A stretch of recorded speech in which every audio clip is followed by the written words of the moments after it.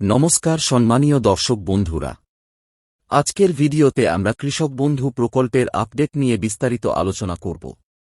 কৃষকদের জন্য খুবই খুশির খবর। এতদিন আপনারা কৃষক বন্ধু প্রকল্পের টাকা পাওয়ার জন্য অপেক্ষা করছিলেন, অবশেষে সেই টাকা কৃষকদের ব্যাংক অ্যাকাউন্টে পাঠানো শুরু হয়েছে। অনেক কৃষকদের ব্যাংকে টাকা ঢুকে গিয়েছে। যে সকল কৃষকদের টাকা ব্যাংকে ঢোকেনি তাদের কবে টাকা ঢুকবে, বর্তমানে যে টাকা ঢুকছে তার প্রমাণ এবং কোন কোন কৃষকদের টাকা দেরিতে ঢুকবে বা ঢুকবে না বিস্তারিত আজকের এই প্রতিবেদনে আমরা আলোচনা করব।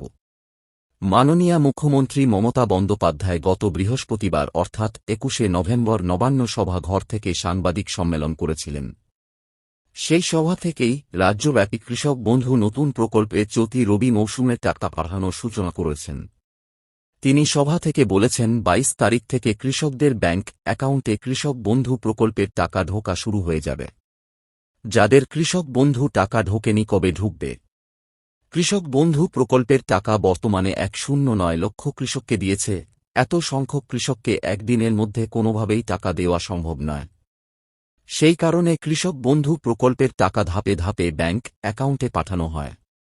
কৃষকদের ব্যাংকে টাকা ঢুকতে কারো একদিন, কারো ৩ দিন, কারো ৭ দিন, কারো ১-৫ দিন বা তারও বেশি সময় লাগতে পারে। সুতরাং যে সকল কৃষকদের টাকা ঢোকেনি আপনারা অপেক্ষা করে থাকুন, খুব শিগগিরই আপনারা আপনাদের ব্যাংক অ্যাকাউন্টে টাকা পেয়ে যাবেন। কোন কৃষকরা টাকা পাবে না? বর্তমান বছরে অনেক কৃষক বন্ধু এবার কৃষক বন্ধু প্রকল্পের টাকা পাবে না। যে সকল কৃষকরা কৃষক বন্ধু প্রকল্পের টাকা পাওয়ার অযোগ্য, যাদের আধার লিঙ্কও নেই, ট্রানজ্যাকশন স্ট্যাটাসে ডিলিটেড ফর্মে লেখা রয়েছে, সেই সকল কৃষকরা টাকা পাবে না। কোন কৃষকরা টাকা পাবে? কৃষক বন্ধু প্রকল্পের স্ট্যাটাস চেক করলে যদি আপনি ট্রানজ্যাকশন স্ট্যাটাসের ঘরে অ্যাকাউন্ট ভ্যালিড লেখাটি দেখতে পান তাহলে আপনি কৃষক বন্ধু প্রকল্পের টাকা পাবেন।